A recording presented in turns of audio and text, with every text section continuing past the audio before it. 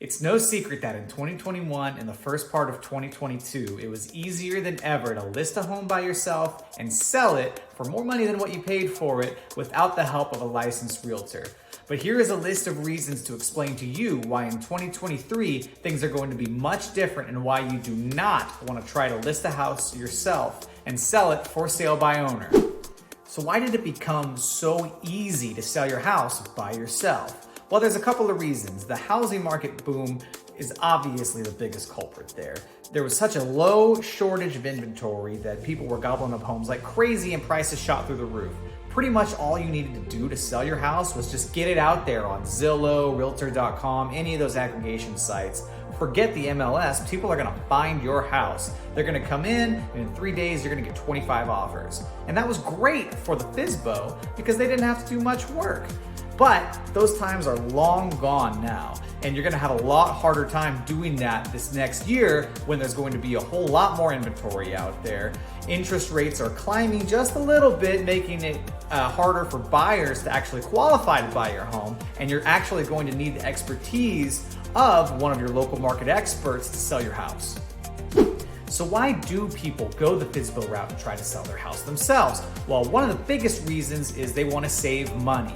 They don't want to pay a listing agent commission to sell their house. They don't want to have to pay a buyer's agent commission for bringing buyers to their house and all those associated fees. If their house is worth more than what they paid for it, they want to pocket all that money themselves. And really, who can blame them?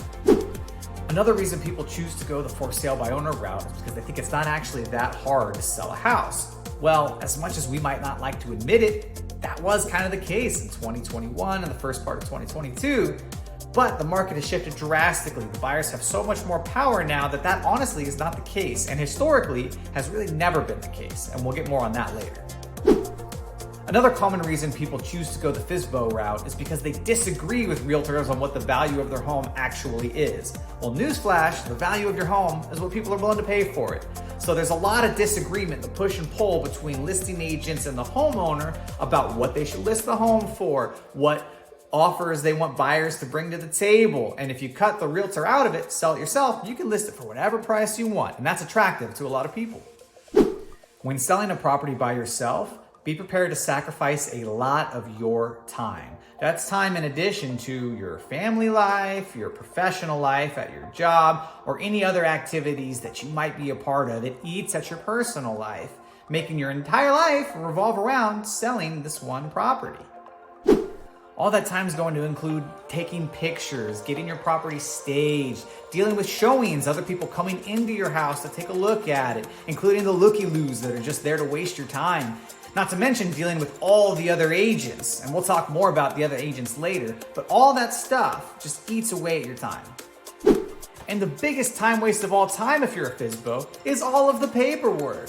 If you've ever bought a house before, you know how many signatures that thing required and how you had professionals actually take care of all that for you. Imagine doing almost all of that work yourself. It's terrible. Jerry Seinfeld. Now, we spoke earlier about how one of the main reasons people choose to list their properties themselves is to really save on money, specifically the listing agent commission and the buying agent commission.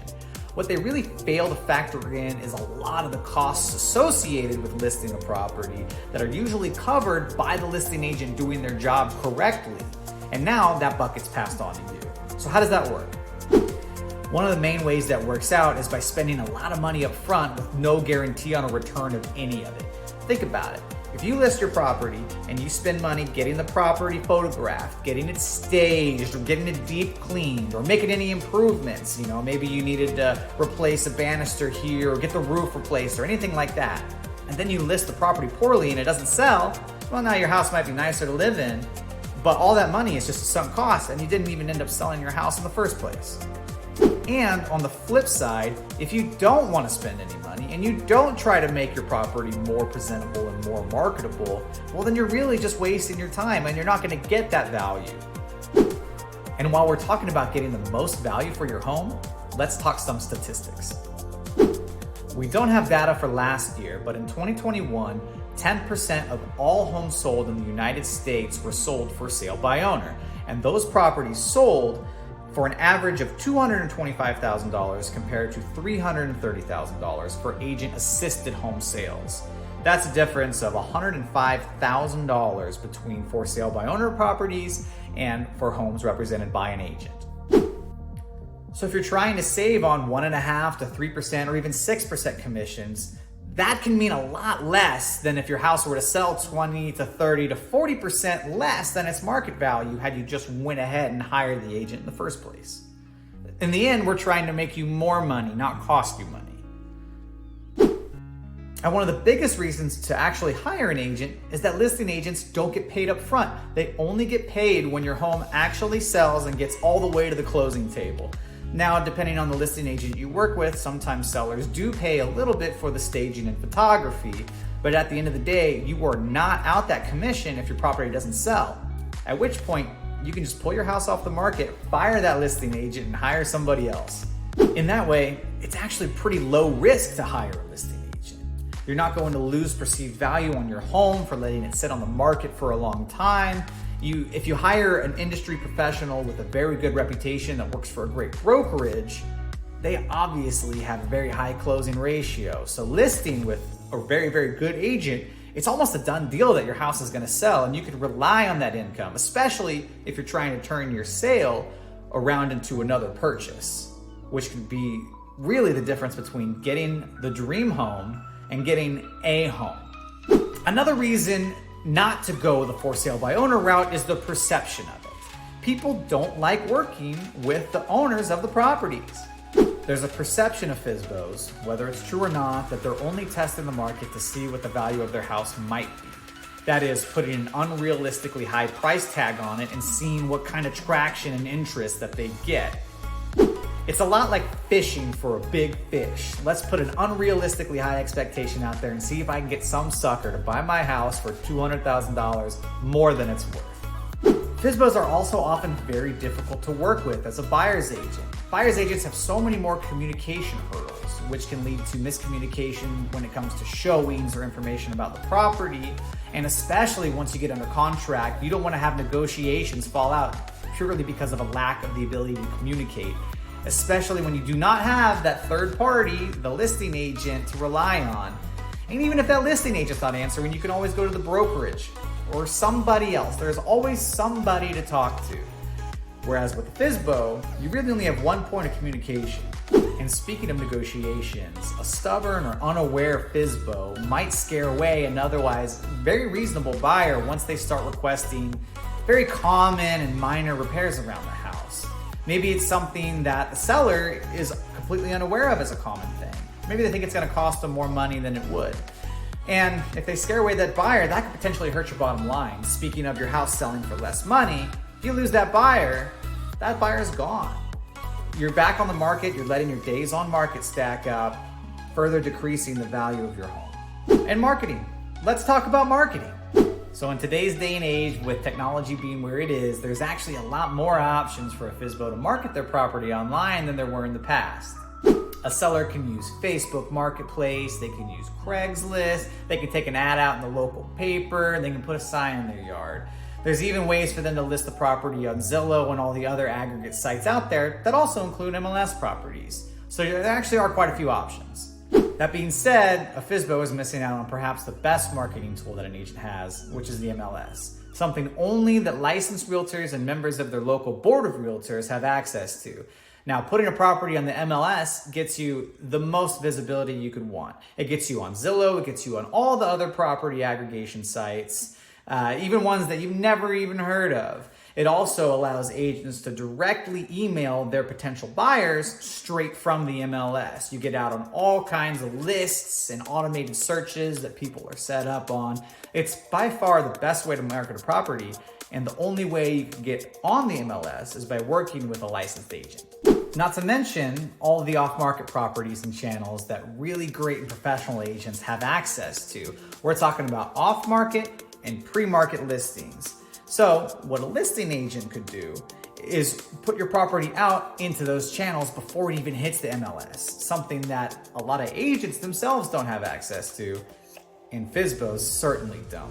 Now, the advantage of these off-market channels is you can actually sell your property before it even hits the market, saving you a lot of associated costs with that, a lot of time, and a lot of headache as well. It's by far the easiest way to sell a property, and one of the only ways that you can actually do that is by working with a licensed agent. Bottom line when it comes to marketing is that a for sale by owner is really limiting their buyer pool. You're not going to get as much visibility on the property, which isn't going to get you as many offers, which is going to lead to a reduction in value potentially, depending on all the other factors we discussed before. And one of the main tenets of selling is you do not want to limit your buyer pool. Another huge piece of the real estate transaction puzzle that a lot of FSBOs don't think about is the liability associated with buying or selling a property. Licensed agents have something called errors and omissions insurance, which we don't need to get into detail here, but basically protects them from any mistakes made throughout the contracts, like the actual physical written contract. And that's something that FSBOs do not have, opening them up from a liability standpoint. Now, that being said, a good agent can prevent any mistakes from happening at all once we enter the contract stage and the negotiation stage. But that being said, mistakes happen. Now, an agent having that insurance protects them a little bit, but by having the third party handle the transaction, the seller is virtually untouched from a liability standpoint. As a con, FSBOs are opening themselves up to lawsuits over every tiny little mistake throughout the contract process. Now, I'm not a lawyer, but I can confidently tell you lawsuits are bad. Now, I think it's obvious we don't want people to get entangled up in a needless lawsuit. But aside from legal ramifications, there's also other ways financially that a FSBO can get taken advantage of in a market that they don't quite understand. A lack of market knowledge and real estate experience can leave a FSBO open to exploitation by a really savvy buyer's agent who might have more experience in the market and superior negotiating skills to get their buyers a much better deal, something that an experienced listing agent would be a bulwark against and prevent from happening. In addition, when buyer's agents work with a for sale by owner, they actually negotiate their own commission. Now, traditionally, a listing agent makes 3% of the sale and the buyer's agent makes the other 3% of the commission, totaling 6%. So if you're stuck with only one potential buyer on your property, maybe because you marketed it incorrectly and you didn't get enough eyeballs on it, that buyer is free to come to you and say, here is our offer, my buyer is interested, I want you to pay me 6% commission. Something that had you just hired a listing agent, that would never happen. So in that way, a FSBO is open to exploitation, potentially losing a lot more money and money that they would have paid anyway had they just hired an agent. So going into 2023, if you're still thinking about selling your house as a FSBO, I'm not here to stop you. I just want you to make the best financial decision possible. And I firmly believe that the best way to do that is by hiring an actual professional licensed real estate agent to give you the most bang for your buck, to prevent you from the headache of having to deal with all this communication, to save you on time and paperwork, protect you from liability and costs, and really give you the best value for your home in the easiest way possible.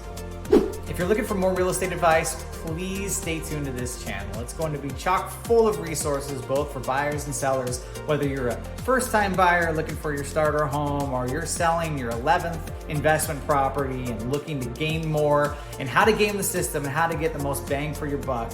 Stay tuned here with me. Thanks for tuning in.